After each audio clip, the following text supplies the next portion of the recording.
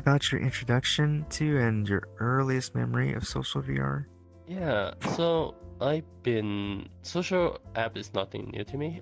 Especially I have a long history of playing like MMORPG, World of Warcraft, RuneScape, the classic RuneScape. Like I spent many years like playing all kind of social games. Even Second Life, I spent probably 3 years on that. But when VRChat came around, it was like a new big thing. I was already very interested in VR at the time, but I couldn't afford it. So I would just watch video about VR in general, what wasn't social VR in particular, just VR. But then YouTube recommendation then pushed me into like this VRChat thing. I would start looking at it. On the YouTube side of things, I was introduced to VRChat thanks to a YouTuber called Jamski, and he were making all this video about like VRChat in a nutshell. You think those like the time where like VRChat start exploding in like popularity. Yeah, that's probably was my introduction to it, and I thought, wow, this is kind of fun looking, even though it's kind of chaotic. And I don't have a VR headset yet, but the fact that anybody, even with a desktop, can get into that and enjoy, I think that was the biggest draw for me.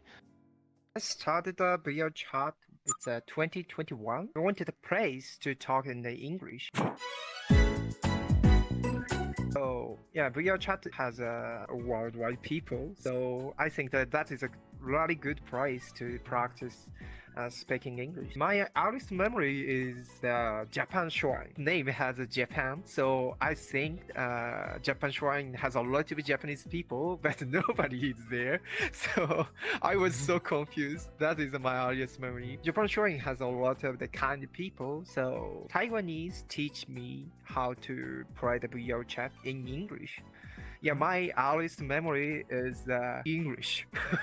For me, it's like, in Japan, so we have like website. It's called event schedule, which is like every day they have like many events, more than 20 events in the day. When I started VR, so I always going to it's called Kawadoko Densuibu. So every day they have like a party to communication through the VR.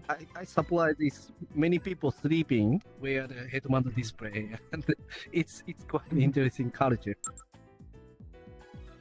Sylvia Chen was my first and basically only social game. I think I joined because I saw a few like YouTube videos like way back in 2017, and it was from there where I was able to see just like the flexibility, basically just choosing like whatever like avatar you wanted, like what the platform wanted you to be. So this was a really freeing experience. I now think I was just on call to VRChat to do this work.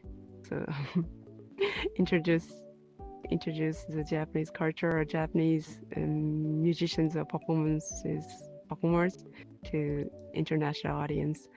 That was not only because of my will, but I don't know.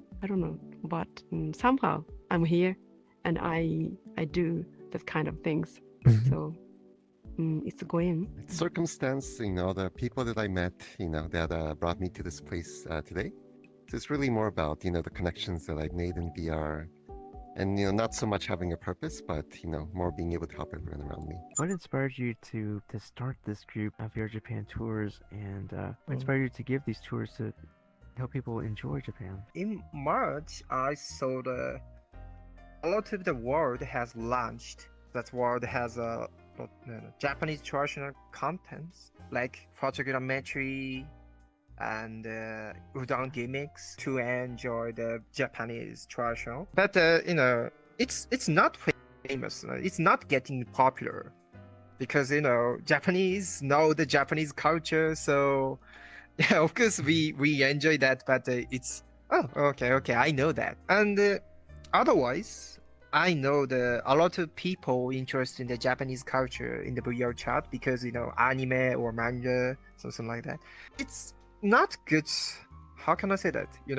Some people want the Japanese culture, but the world is not popular, so don't know that.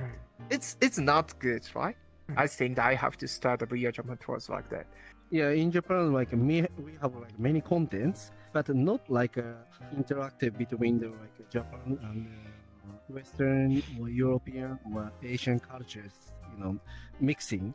Japanese people is tended to be the shy and not going to the touching the Western culture or other cultures in the VR. So we wanted set up some bridge between the Japan and other countries. What's your advice to anyone who's like brand new to social VR, brand new to VRChat, and they're trying to figure out how to navigate? Let's say they're coming from Beat Saber, they've been playing it alone, playing single player games for a while. In order to experience, I guess, the magic of VRC, just start world hopping to different worlds.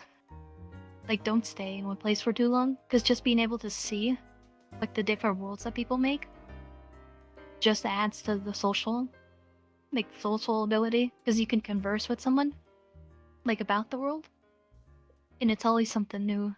My advice for beginners would be approach VRChat as a platform that you have to think, what do I can get out of it? Like, what do I want to experience? And if the answer to that is just I want to talk to people, yeah, I don't think you're gonna have a lot of fun time in VRChat unless you find the right group where you can have that same conversation with. So if you would go into VRChat with the idea, I want to just have a conversation, before you go in there, look up groups that have the conversation topics that you want to talk about. What I often see is when a new world is launched, the creator will usually monitor what happens in his world, so to get feedback. And that way you can easily get in contact with someone who made a world, or people who have this mindset of we're interested in what other people do.